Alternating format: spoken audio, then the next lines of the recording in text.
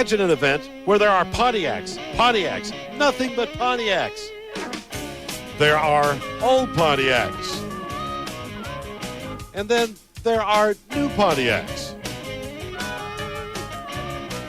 There are nitro Pontiacs, and there are supercharged Pontiacs. There are even petty Pontiacs, and yes, convertible Pontiacs. Stay tuned for the Ames Performance Pontiac Nationals on Inside Drag Racing next.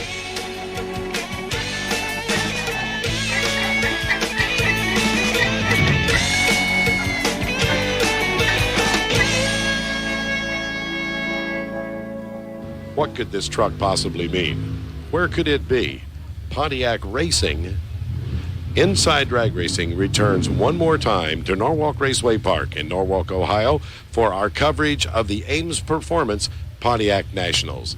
Hello again, everyone. I'm Ted Jones, and if you love Pontiacs and Pontiac excitement racing, you're going to really enjoy the next 30 minutes of Inside Drag Racing, because it's Pontiacs, nothing but Pontiacs. We've come to the Ames Performance Pontiac Nationals to give you coverage you've never seen before here on Inside Drag Racing. Let's get things started by taking a quick tour of this great Pontiac display with Pontiac Motorsports manager Fred Simmons.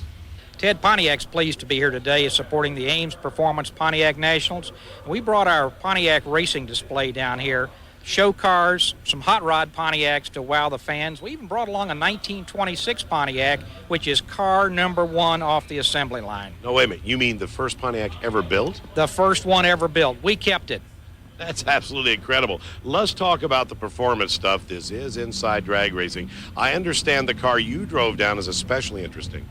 It was special to drive it down here from Detroit, I can tell you. The car was a Lingenfelter 383 equipped Firebird.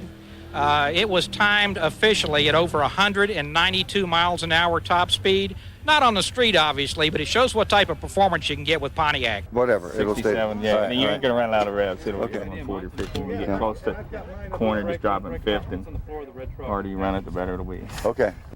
John Lingenfelter's Firebird gets its power from a thoroughly massaged, normally aspirated LT1 V8 that displaces 383 cubic inches. These corners just go on and on and on and on. And then these little short straightaways. I can't read off any speeds for you because the speedometer is pegged a long time ago. It's really a wonderful machine.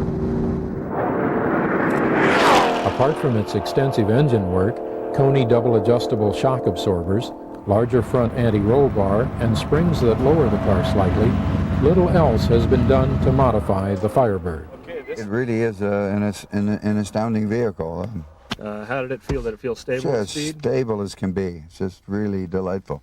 Mm-hmm. Of course, the radius on these turns is just incredible. Right. How about the supercharged power versus the normally aspirated that this car has? Gosh, to tell you the truth, the centrifugally supercharged one had a wonderful linearity to the power. Also, it was just they're different, you know. And this one is how can you complain with a speed like that, and also with an unsupercharged engine? It's just amazing. The Firebird's 350 cubic inch V8 is the same LT1 engine as in the stock Camaro Z28. The Trans Am was also the only car on the track with a 4-speed automatic. This stock car's impressive performance is a testament to the amazing improvements made in the design of automatic transmissions over the years.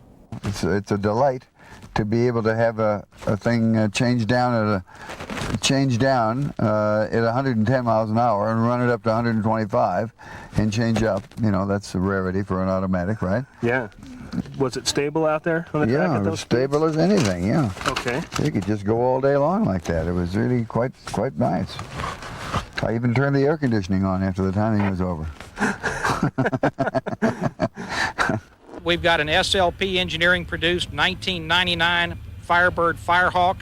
And right next on the other side of the car is our NHRA Pace Car convertible, again a Pontiac Trans Am. Let's get back to that Firehawk. Sounds like a hot performer. Could I buy one of those from my Pontiac dealer? Absolutely. They'll be in the showrooms late this fall. In nearly 17 years of testing, we've had our fair share of high-performance muscle cars out on the track. But few have lived up to the expectations like SLP Engineering's Firehawk series. We first hooked up with the boisterous Firehawk in 1992 and were instantly smitten with its raw power and bad boy posture. Well, this year marks our 5th encounter with the Firehawk, and we're still taken with its muscle car manners and over-the-top looks. So tighten those belts and plant your feet. It's time to take a ride. Your first encounter with the SLP Firehawk is the automotive equivalent of meeting a shark in the local wading pool. Shock, fascination, and the realization that if you challenge it, you're going down. Because there are few cars this aggressive in either looks or performance loose on American streets. Especially the 1998 SLP Trans Am Firehawk that we recently used to tear up the fresh pavement at Savannah's Roebling Road Raceway. Starting with an already potent Pontiac Firebird Formula or Trans Am, SLP begins its monster makeover with a new headlight assembly.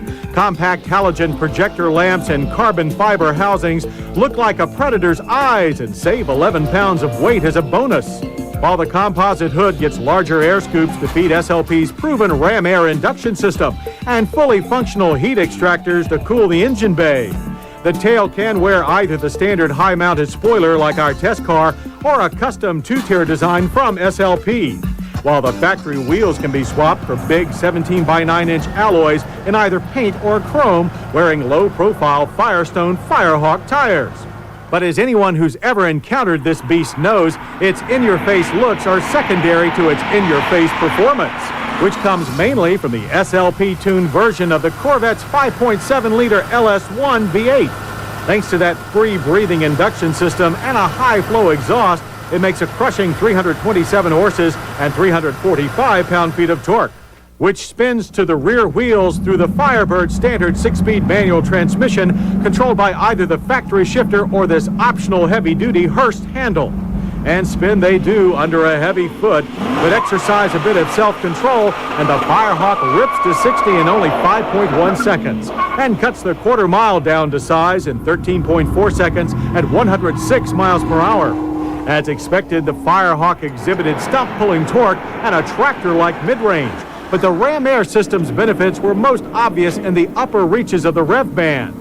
To put all this power to the pavement, the standard Firehawk's already taut suspension is tightened up even more. Our test car packed the optional Level 1 suspension package, which features thicker sway bars, specially valved Bilstein shocks, and progressive rate springs.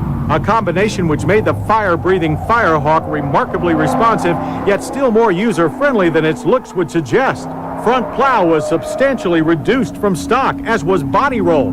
Turn-in was also quicker and lateral transitions less abrupt. The Firehawk's 4-wheel disc brakes are standard Pontiac.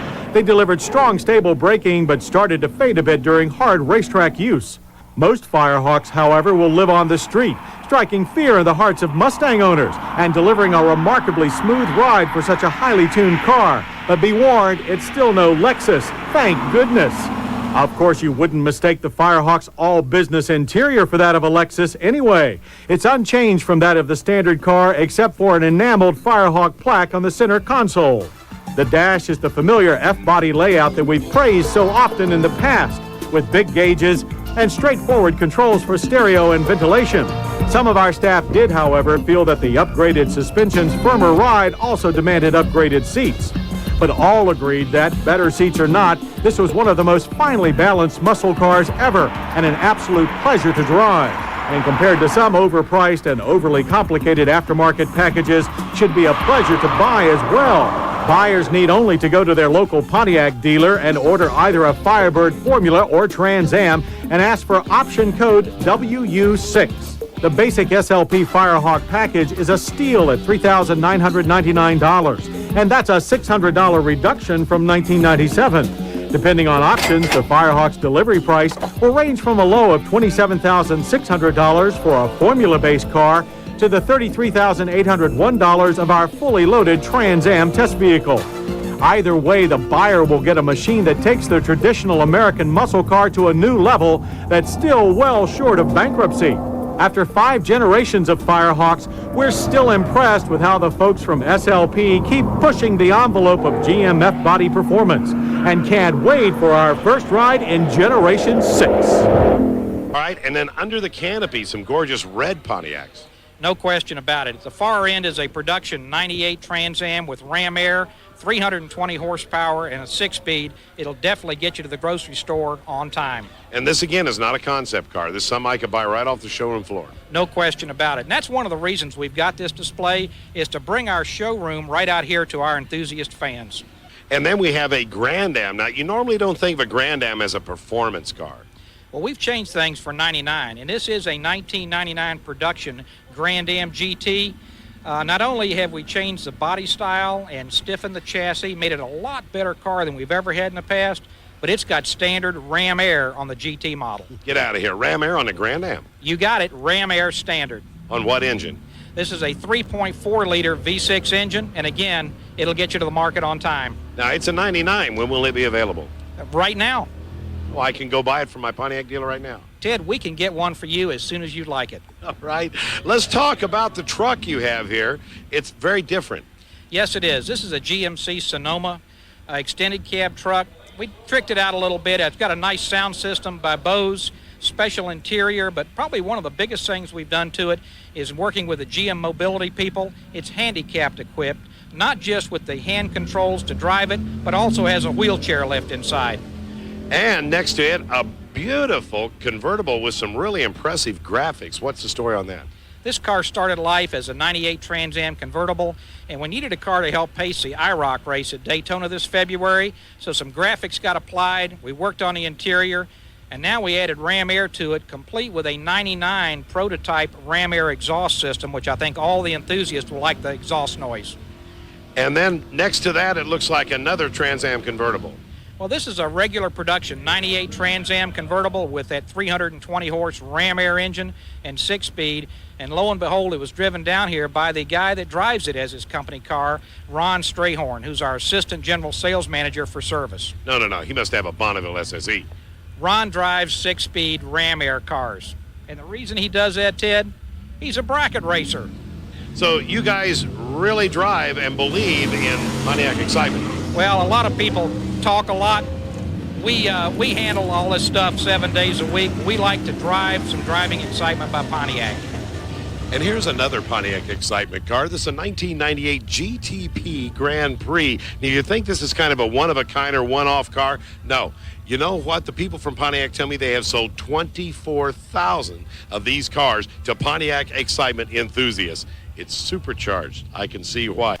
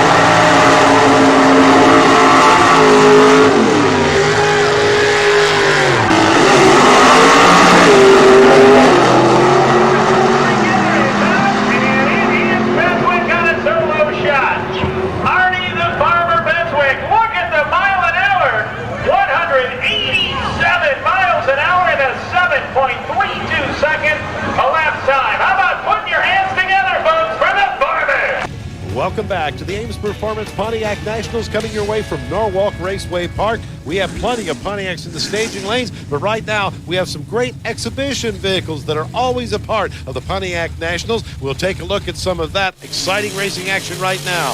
Here is Arnie the Farmer Beswick. Arnie brought his 1964 Pontiac GTO. It's kind of a replica of his original car. It's actually here. We'll see it later.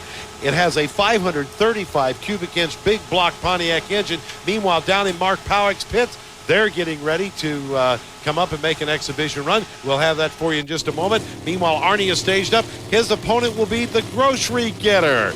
Team ASE sponsors 63 Pontiac Tempest wagon, owned by the Bag Boys Nostalgia Racing, driven by Eric Larson, powered by 455 Pontiac, which is not enough to beat Arnie. 734, 188 miles per hour for the GTO. Now, here's the original Tameless Tiger. This is a real thing, a 1963 Pontiac Tempest that is presently owned and driven by Donnie Reeves from Ackworth, Georgia. Down in the car corral, some of the cars available for sale right there.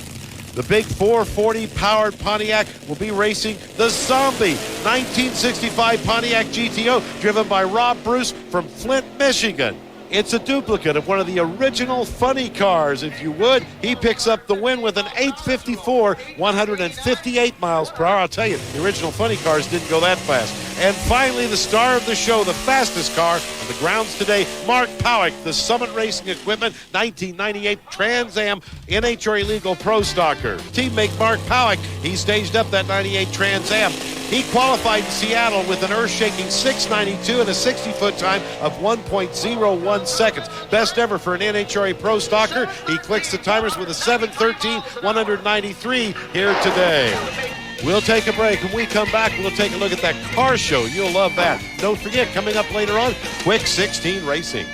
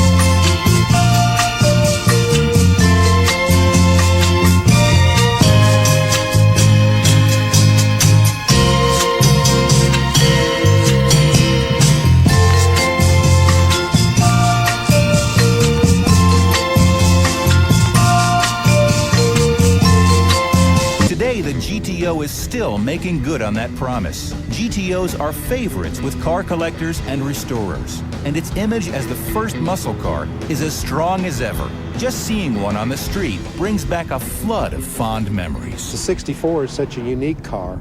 It's the first GTO, and it's just, you get a different look in this car. People look at it and they just, it's like they saw a ghost or something. And oftentimes I go to the store and I end up not coming home for an hour, and I get home and my wife says, "Where have you been?" And I said, "Well, I ran into a guy at the supermarket that his friend had a GTO, or his brother, or he had a GTO," and you just can't resist talking for 30 or 40 minutes about the old muscle cars. Being from Detroit and being raised in the 50s, and kind of fell in love with the muscle cars because it was like a kind of like a 32 Ford or 40 Ford with a big engine in it, especially the GTO. And in 1981, I saw one in the paper for sale, and I bought the car and got involved in the hobby and got my sons involved in the hobby. And we meet a lot of nice people in the GTO club, but they all have that one common bond of the muscle car. We wanted to build a GTO to not only replicate the car and driver test car, but we wanted to build a GTO that was probably the ultimate GTO for 1964. And we have a 421 engine in this, big car engine. It's date coded to the car, and it has a lot of Super Duty parts internally in the engine.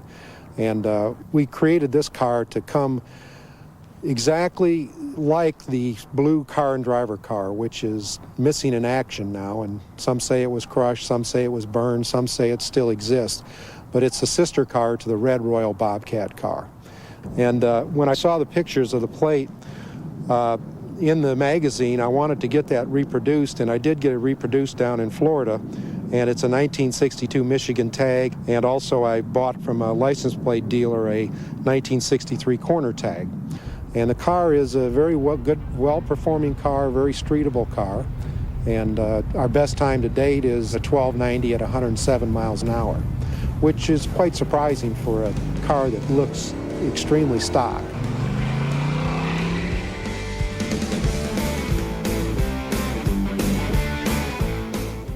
You're watching Inside Drag Racing, coming to you from the Ames Performance Pontiac Nationals at Norwalk Raceway Park, and we're down in the show car area. Boy, do they have show cars here. Some beautiful cars, including this one. This is how it all began, folks. Back in 1964, the original muscle car, Pontiac took a 389 with 3 two-barrel carburetors, called it Tri-Power, dropped it down in a little Pontiac Tempest body, put a GTO emblem on it, a sway bar, and a couple other goodies to make the thing handle well, came out with the GTO, and presto, pretty soon everybody followed suit. The SS396 Chevelle, the 442 Oldsmobile, you name it, Ford Motor Company, Chrysler, everybody got into the muscle car game, which was nothing more than a small car with a great big engine in it. Now, to find out more about the history of these Pontiacs and some of the cars that we have here in the car show at the Pontiac Nationals, we talked to the promoter of this event, the guy they call Pontiac Pete.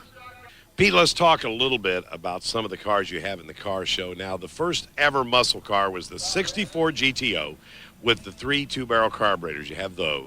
Yes, and we've got a good selection of those cars. And then I saw a great-looking red 66. That was the last year for the 389?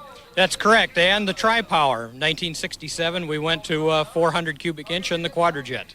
And then some full-size cars. Like I saw a 421 full-size Grand Prix with 2 4-barrels.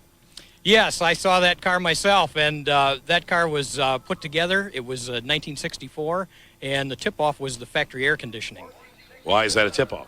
Well, it was really hard to get a dual-quad race engine and air conditioning, although they built one, according to the records, in 1962.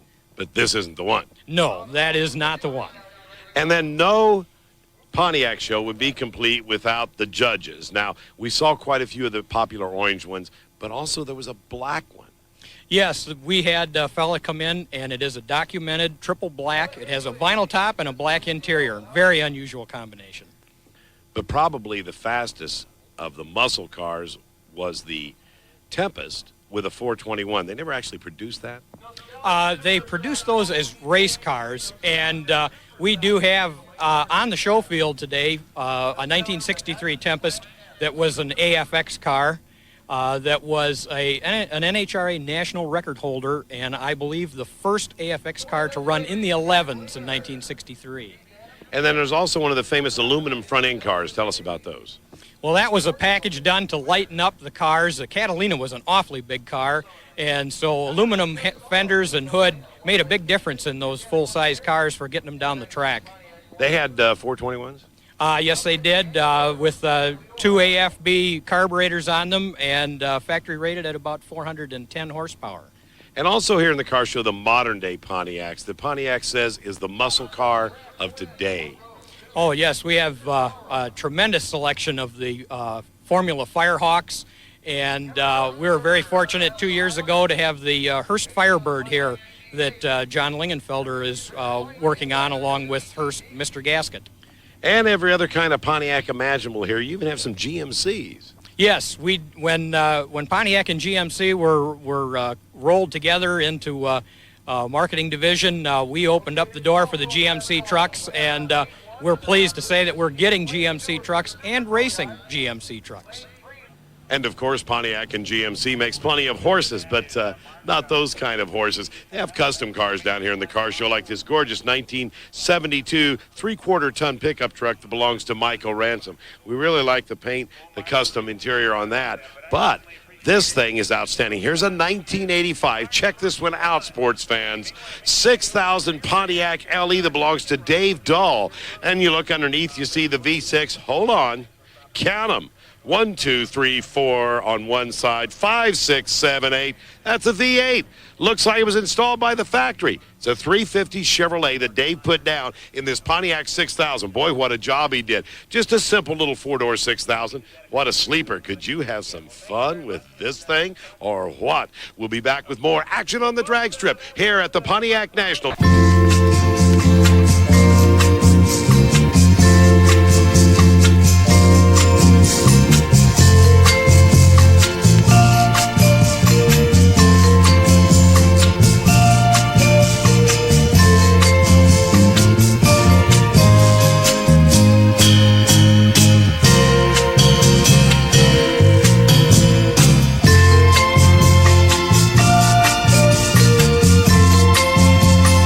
I'm Jim Scouton with a little something from Hearst and Pontiac and John Lingenfelter. It's a partnership that is about to change the Hearst Firebird from a one-off show car to a very limited production run for a lucky few who managed to get their orders in. That is probably just as well, because this bird is one bad Oscar. We've been following the development of this car since its first public outing at the SEMA show in Las Vegas, but not nearly as long as Pontiac engineer Mark Hitchens has been working on bringing back something of the past. Based on our heritage with Hearst, we go back to the 60s, of course, and we wanted to do that, bring that heritage forward to the 90s with the Firebird, the perfect car to do it with. And since SEMA, the bird has been evolving. The fogged paint has now become a gold decal, easier to produce in quantity. And the painted wheels have become gold-plated 17-inchers, wearing 275/40 series Michelins. And inside, the tan leather will be gray, and the Hearst shifter will switch from a 4-speed auto to a 6-speed manual. But one thing hasn't changed. John Lingenfelter will be working his magic on the 5.7-liter V8. We've upgraded the camshaft. The heads are fully ported. It's got stainless steel roller rockers, titanium valve spring retainers, dual valve springs, a 58 millimeter throttle body to allow more air entry. And before that throttle body, John specified a K&N high-flow filter. The ignition is all Accel with the spark driven by the 300-plus high-energy racing system. And out back, the V8 exhales through a Borla high-flow exhaust system. The engine conservatively makes 360 horsepower. This particular car is run a high 12-second quarter mile. It's an automatic. We're really pleased with it. When John says he's pleased with it, it's because it moves. With the automatic, 0 to 60 is 4.6 seconds on the way to a 12.9 quarter at 103 miles per hour. With the 6-speed, the ET should drop to 12.6. And with all this performance, the rest of the bird is up to the challenge, running the WS6 Ram Air suspension package with stiffer spring rates, performance shocks, and larger anti-roll bars front and rear. The enhanced suspension keeps the Michelins planted for minimum tail wag while running the 600-foot slalom at 65.8 miles per hour. In steady state running on the skid pad, the Hearst Firebird will pin you against the door, generating 9/10 of the force of gravity. And it stops, straight and true, with standard anti-locking control in a remarkable 111 feet from 60 miles per hour. It is an awesome package that will officially be known as the Hearst Firebird by Lingenfelter, and it is about to be produced in a strictly limited quantity. just 50 copies, with the VIN numbers published so counterfeits cannot be produced in the years to come. Because there's no question this is a collectible for the next century. And the price, not quite set, but the best guess now is $42,000 for the baddest ride ever to come out of the historic partnership between Pontiac and Hearst.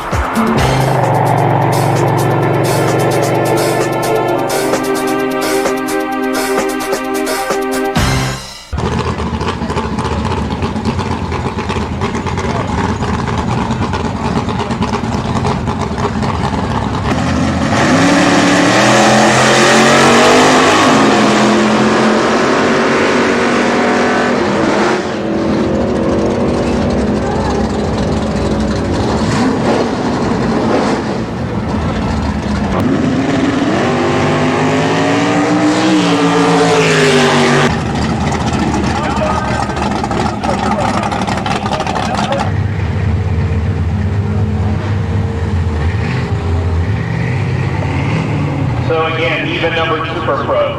We need you to land a full of 5, 6, 7, and 8.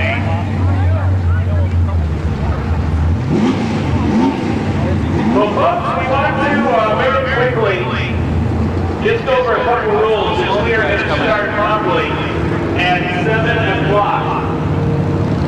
First of all, Racers, Light, and Super Pro, 0 to 1199. Super Pro, that is our electronic class. 2, Pro Eliminator, that is 0 to 1399. That is the no electronics category. No tram springs, 2 steps, dual line locks, nothing. The only thing that's allowed in Pro Eliminator.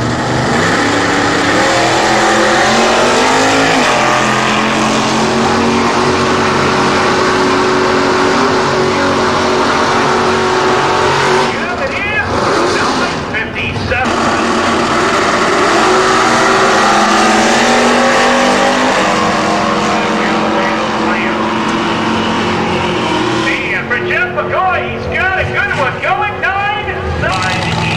the program.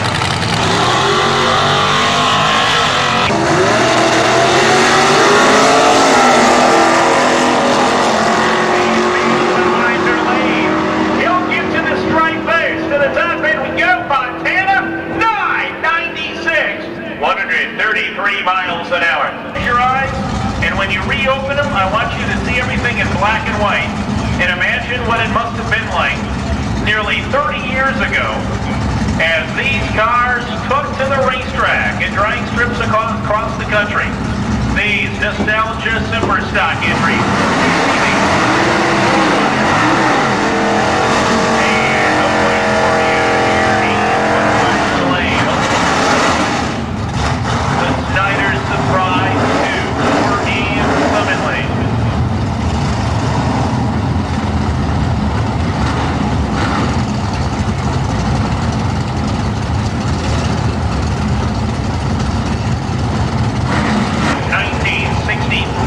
Pontiac Tempest, called the White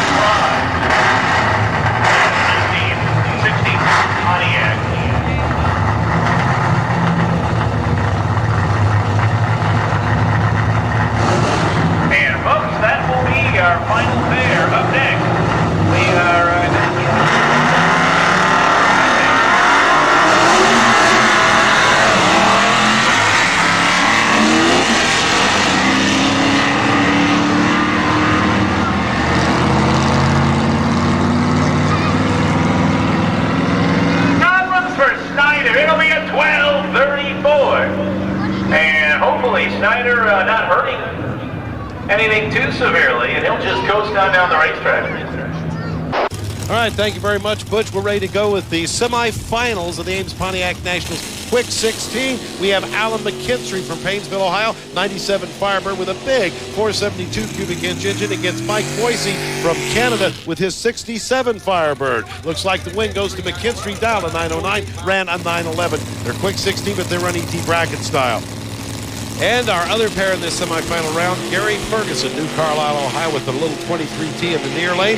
George Zemnicki from Southgate, Michigan, with a 74 GTO of 455 Pontiac for power. Ferguson picks up the win, dials an 89, runs an 891, 144. Inside Drag Racing is brought to you by Flowmaster, the exhaust technology company, and by Castrol Syntec Blend, protects in ways other oils can't.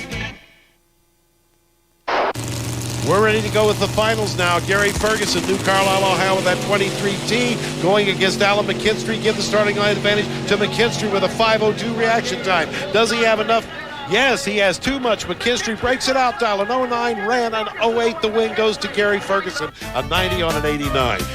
Congratulations to our other ET bracket winners and our stock winner and King of the Hill winner. Here are the best 5 winners, Best Firebird, Grand Prix, GTO, etc., and our other car show winners. We salute them. The Ames Performance Pontiac Nationals is solely owned and produced by Super Duty Promotions of Norwalk, Ohio. Next year's date is August 7th and 8th. For more information on the Pontiac Nationals, call Super Duty Promotions at the number on your screen. All out of time for this week. Ted Jones, thanks for watching. So long, everyone.